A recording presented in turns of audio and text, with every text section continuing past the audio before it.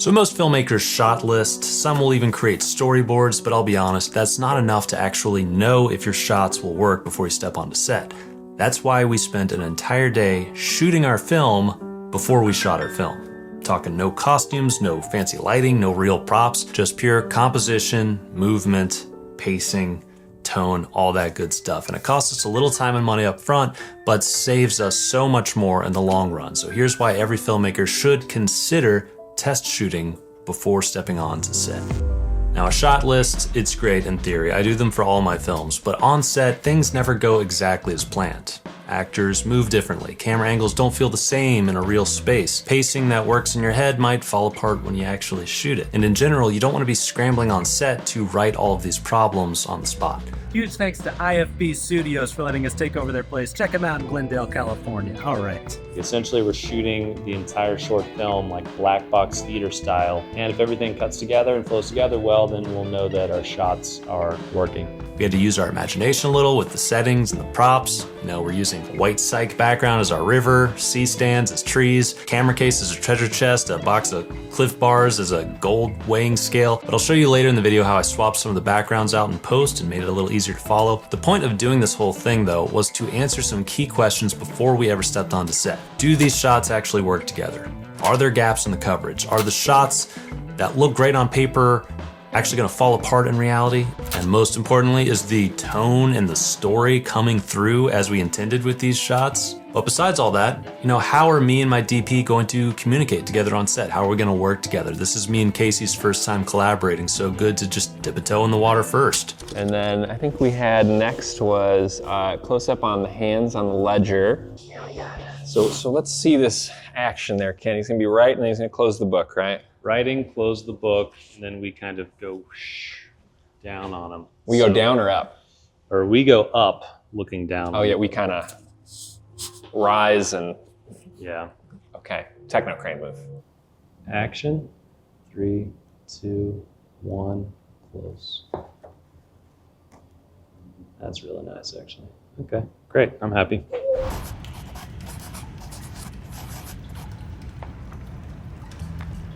We really learned a lot doing this. Now, as you look at this footage, we're monitoring and editing the test shoot in black and white just because it's easier to focus on the story and the tone with this rush test shoot where we didn't care about controlling the color of the lights or props or wardrobe. But the real film will be in color, just to be clear. Casey threw his camera tripod on wheels for mobility, make it quicker to set up shots. We did the same thing, setting up our lights with V-mount batteries just to be able to move around quicker, set up all these shots and run through them. Hey, Kent from the edit jumping in here just to say I was shooting this with these RC 120B lights from SmallRig. They've been great. They've been workhorses for some of my short films for the past couple of years. Now they have something so much better, which is these RC 220B Pros. You get 2 of them in this one box. The 220B Pro is almost twice as strong as this RC 120B, but way smaller footprint, especially if you're gonna be attaching a V-mount battery. V-mount's built into the back of the light. This is it running with just a SmallRig 99-watt battery, and look how much better the interface is too. So smooth, so easy to see what you're doing. Bones mounts, gotta have it. Anyway, sorry for geeking out. I just love these lights. I can't wait to use these on my next production. All right, let's get back to the test shoot. We only had 6 hours in the studio, and we wanted to work as quick as we could to try to run through all of our shots. And here's a few things that we learned during this day. One, there were some happy accidents. Like we had this shot where he picks up the lantern when he's in the cave, leaving the photo of his family in darkness. And then we cut to a shot of him stepping out of the cave. And when we cut them together, I realized, oh, they make such a seamless transition. I love that. Or in this shot, looking over his shoulder, I just wanted him to find this map and give the audience a chance to read what he's reading. That was like the point of the shot from a story perspective. But when he looks back suspiciously in this angle over his shoulder, it really just screamed paranoia and fear, and I loved it. I was like, let's cover more of the scene from this angle or make it a longer shot. Now look, I would have discovered these things anyways, so this isn't why the test shoot is the most useful. It's for the things that wouldn't work so well that we discover. Now many of these things I only found in the edit, which I'll get to later in this video, but right off the bat on set we realized an opening oneer that we'd planned would probably work better as 2 shots. So we had these 2 shots, one where he's writing in his ledger book and then moving the bit of gold to his chest. This was all gonna be 1 shot, but after booming down onto the ledger book, Casey pointed out that the tilt up to the gold scale was gonna be really awkward. Yeah. And there's no, because all this tilting is very... I just don't like the tilt up. from the book to the bag. It's kind of wonky. I mean, a little tilt is fine. It's just I'm seeing that we're like tilting up and then down, I think. We kind of like, we just start going all over the place. It's not as directed. Yeah, I feel you. A clear cut here lets us have a much better starting position for the following dolly shot, while improving the pacing if we need to in the edit, just overall a better flow. And then we also realize how few simple, clean shots of Oliver's face we have early in the film. This could be a big problem. So we started writing that by moving from a wide profile tracking shot in the woods into this tighter 3/4 shot so we can actually see the character more early on in the film. And this test shoot process is similar to something I've done in the past for my short film Last Laugh Inc. I scanned all of my storyboards, brought them into Adobe Premiere, and edited them alongside a VO recording I made of all the dialogue in the film, creating a full animatic of the film. Good afternoon, need any help? Oh, just browsing. What do you, So these animatics, this is the way Pixar and Disney animated films are created, because you get to essentially watch the film before the animation team goes off and spends years trying to bring it to life in 3D, which is very costly and time consuming. And in that case, the animatic let me figure out the right pacing for such a dialogue-heavy short and ensure that the funny moments landed the way I wanted them to. But that film cost like 10 times less than this one and had way less variables in the production. The animatic just wasn't gonna cut it this time around. In fact, The Lost Fortune of Oliver Brody is probably going to be the biggest budget film I've ever taken on. We're traveling, we're renting locations, we're doing horror effects, and while we have some sponsorship money through these making of videos, we have not raised the full budget. So that means as of now, I'm personally paying for some of it. And right now, I don't even know exactly how much that will be. And with so many variables at play, the final cost of the film could be manageable, or it could completely spiral out of control. And if that happens, it's not just this film that suffers. It means I can't go make the next one. You know, I have smaller short films I want to do too. I want to do a feature next year. But if this one spirals out of control and costs way too much money, then that's going to put a big hamper in me being able to pursue this project. So I don't believe in the whole go big or go home mindset when it comes to short films, and this is part of the strategy of the whole Wrapped in 30 Days things. I think that short films should be done sustainably so that you can keep making films. You don't want to blow your wad on one giant short film and then just never be able to make a film, or have to take like a whole year or two off for making films. I've done this in the past with Will the Machine. That thing, I was broke after I filmed that. Fortunately, it was a successful film and I got back on my feet with some really low budget stuff and kind of built up slowly over time. But this time around, I don't want that to happen. You know, this is an ambitious film for sure. I'm using a lot of resources that I don't actually have access to, but that's why I reached out to these sponsors. That's why I'm trying to control how big this film becomes so that I don't have to be in movie jail for a year after making this thing. Speaking of sponsors of this film, one of them would have been a part of this film whether or not they wanted anything to do with Oliver Brody, and that is, of course, Milanote. So Milanote is a visual organizing tool for creative projects. We used it to organize every aspect of the Oliver Brody short film: shot lists, mood boards, logistics. Each page on Milanote is called a board, so you can create new boards, organize them, add notes, draw over them. You can easily create shot lists, link reference images, even map out your entire location scouting process, which if you've seen my video about location scouting this film, you know how crucial it was for finding, ranking, and taking notes on so many location options that we had. We're still using it for another round of location scouting up near Seattle, so stay tuned for that. The best part is how easy it is to collaborate with my team remotely. We can all contribute to any board and we'll get notified if changes have been made by somebody, who's seen what. These are all big time savers. And best of all, Milanote is free to try out today with my link in the description. So if you want to take your pre-production to the next level, click below to try out Milanote today for your next film, or honestly, any creative project. Woods night, exterior woods night. From afar, we see a lantern floating through the dark forest. Oliver walks through the dark, foggy woods with the lantern that illuminates the boot prints in front of him. Talking about making a meal of this floating lantern. Yeah, we gotta make them ghostly. This is right before the horror part of the film is really kicking up, so we're ramping up to that. Let's talk about the boot prints real quick. Are we gonna have a shot of showing his... I guess you should, yeah. Watching the lantern expose the boot prints? Yeah, it would have to be like, if this is the camera, like the lantern's like in the foreground and we're seeing the... but we're focused on the footprints. Yeah, yeah.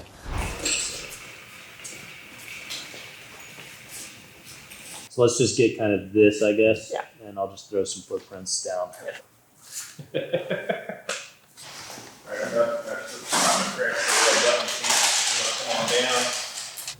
we got just moments to get this lighting effect shot. There it is.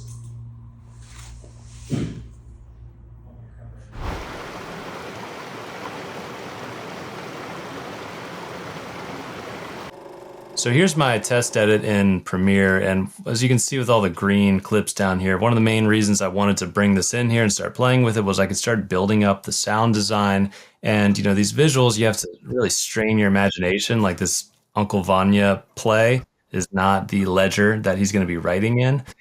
But you know, you add in the sound design, it really helps with that suspension of disbelief and gets you imagining what the final film is really going to look like.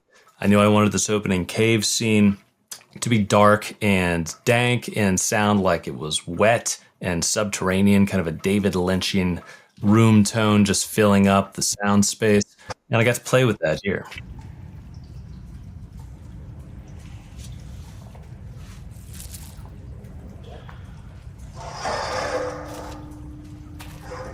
Just adding reverb to every sound effect in this cave.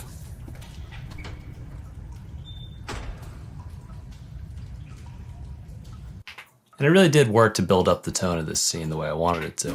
Now in some clips like this, I went a little crazy and I replaced the background because one of the advantages of shooting in this studio was we were shooting in front of a white cyc background for a lot of it. So it was easy to cut out the character and put him in something closer to the environment that we're actually trying to imagine here, help with that suspension of disbelief again. Just found this cave entrance picture on Google Images, made it black and white. And yeah, now I kind of get the idea.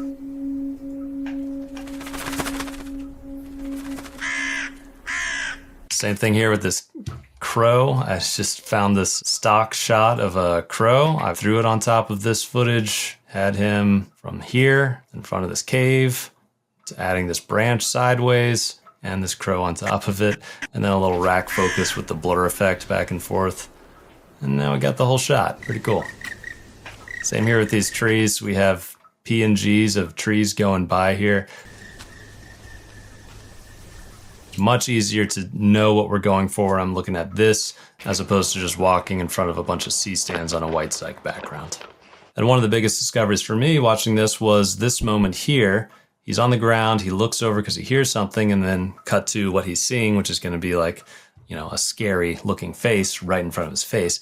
And the cut just didn't work. And part of the reason is because he's sideways on the ground, the camera just kept him level, and when we cut across here, your eye line has to go from his eyes over to my eyes, and it doesn't quite work so well as a jump scare. So I played around with it. So now as things start seeming a little weird, feeling a little weird, the frame rotates, kind of putting us in a new perspective too. And then when the moment comes, They're coming, brother. your eye in the edit doesn't have to wander in the frame. You're already looking right at the spots, and you know, it'll be a much scarier face. I know my face is a little scary, but it'll be a much scarier face here. And I think this jump scare will be more effective. So now that I know that, when we get to set, we'll have a little tripod head or something that can like rotate the camera 90 degrees like that, and we'll do a camera move right on the ground to get that in camera as opposed to trying to piece together and post like this. If you're watching this, I know you might be thinking, hey, I don't have a black box theater or a fancy studio to go rent and do this. Well, fortunately, you don't need one. Just grab your phone, block out some space in a garage or backyard or even your living room. That's what we were planning to do until IFB Studios so graciously helped us out by lending their space. In fact, we did run out of time to shoot the ending climax scene in the cave at IFB Studios, so we're just gonna pick it up and shoot it outside somewhere. The studio was only nice because it meant less distracting backgrounds and more space to move around, and we didn't have to, have people waiting in the sun all day. Really though, the gold from the test shoot comes from your discoveries editing the footage together. Even if it's crappy footage, once you start cutting it, you'll get an immediate sense of the tone, the pace, the emotional beats. You can start playing with temp music tracks, sound design, start thinking more about the transitions between scenes. And for me, this script has gone through so many different versions that it's honestly hard to keep my perspective fresh in the story and not muddy it with old drafts that explained more than we're actually showing now in this version. So when I cut this footage together, I immediately noticed a problem. In this version of the script, Oliver is a little two-dimensional. Watching this test edit showed me that in the process of simplifying the script and eliminating dialogue, we'd cut away probably too many of his humanizing moments and details. But hey, armed with that knowledge, I can make some tweaks to the script and shot list now rather than freak out about it in post-production after spending $20,000 plus shooting the film. So I'm very grateful for that. So let me know, have you ever done a test shoot like this, or do you go straight from shot list to set? I know for me, I've only done test shoots for individual moments or tricky parts of a film, not for the entire shot list, but the experience has been so illuminating, I can definitely see myself doing this again. That's it for today. Let's make some movies.